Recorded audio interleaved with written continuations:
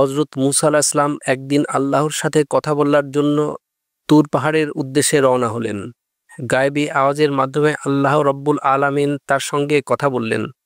মূসা আলাইহিস সালাম ব্যাকুল হৃদয়ে জানতে চাইলেন, হে আল্লাহ, জান্নাতে আমার সঙ্গী কে হবে? আল্লাহর পক্ষ থেকে উত্তর এলো, হে মূসা, এই বনী ইসরায়েলের একজন কসাই তোমার সঙ্গী হবে। নবী মূসা আলাইহিস সালাম অবাক হলেন। তিনি ভাবলেন, আমি একজন নবী, আমার সঙ্গী হবেন অন্য কোনো নবী, বুজুর্গ বা দরবেশ, কিন্তু একজন সাধারণ কসাই কেন? মূসা আলাইহিস সালাম সেই কসাইয়ের ঠিকানা জানতে চাইলেন। আল্লাহ বললেন, তুমি এখন ফিরে যাও, আমি যথাসময়ে তোমাকে তার সন্ধান দেব। বাড়ি ফেরার পথে মূসা আলাইহিস সালাম দেখলেন এক নারী অঝরে কাঁদছেন। তিনি মূসা আলাইহিস সালামকে দেখেই ছুটে এসে বললেন, হে আল্লাহর নবী, আপনি যদি আল্লাহর সাথে কথা বলতে যান তবে দয়া করে তাকে আমার বিষয়ে জিজ্ঞাসা করবেন। আমার বিয়ের বহু বছর কেটে গেল, কিন্তু আমি এখনো মা হতে পারিনি। আমার কি কোনো সন্তান হবে না? মূসা আলাইহিস সালাম তাকে আশ্বস্ত করে তুর পাহাড়ে ফিরে গেলেন। আল্লাহর কাছে তিনি নারীর প্রশ্নের উত্তর জানতে চাইলেন। গায়েবী আওয়াজ এলো, হে মূসা, ওই নারীর ভাগ্যে কোনো সন্তান লেখা নেই, তাই সে কোনোদিন মা হবে না।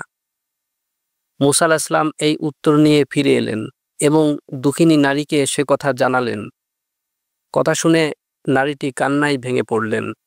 কয়েকদিন পর এক ক্ষুধার্ত ফকির ওই নারীর বাড়িতে এলেন।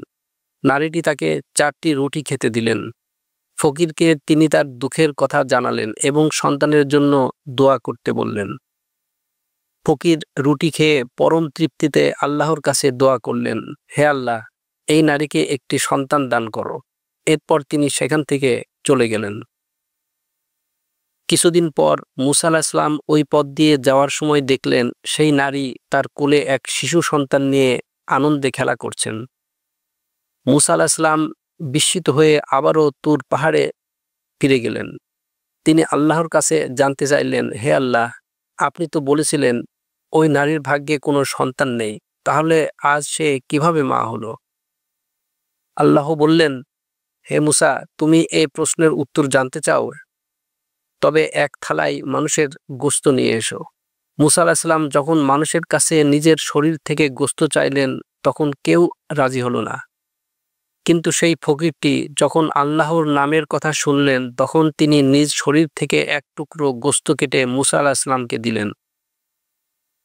মূসা আলাইহিস সালাম আল্লাহর কাছে গোশত নিয়ে হাজির হলে আল্লাহ বললেন, হে মূসা, এই গোশতের জন্য সব মানুষের কাছে যাওয়ার প্রয়োজন ছিল না।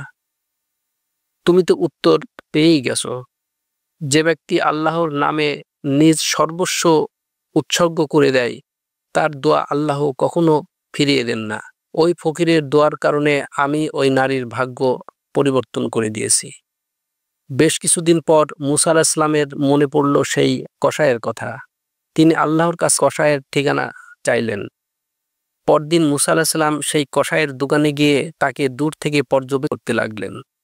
তিনি দেখলেন কসাই যখন মাংস কাটছিল তখন একটি সেরা নরম টুকরো আলাদা করে রাখল। এক ক্রেতা সেই টুকরোটি বেশি দাম দিয়ে কিনতে চাইলেও কসাই তা বিক্রি করল না। দোকান বন্ধ করে সেই কসাই মাংসের টুকরো নিয়ে বাড়ির দিকে রওনা দিল। মূসা আলাইহিস সালাম তার পিছু নিলেন। কসাইয়ের বাড়িতে এসে মূসা আলাইহিস সালাম একজন মুসাফির হিসাবে রাতের আশ্রয় চাইলেন। কসাই সানন্দে তাকে ভিতরে নিয়ে গেল। মূসা আলাইহিস সালাম লক্ষ্য করলেন কসাই রান্নাঘরে রুটি আর মাংস রান্না করছে। এরপর সে একটি ঘরের কোণ থেকে অতি বৃদ্ধা এক মহিলাকে পরম আদরে নিয়ে এলো।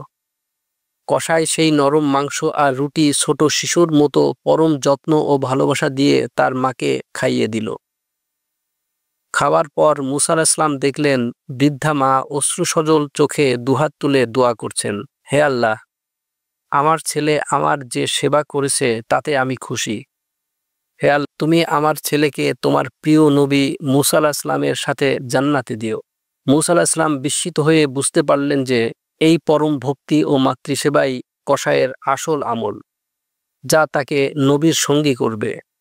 মায়ের সেবা ও তার দোয়া আল্লাহ কখনোই ফিরিয়ে দেন না।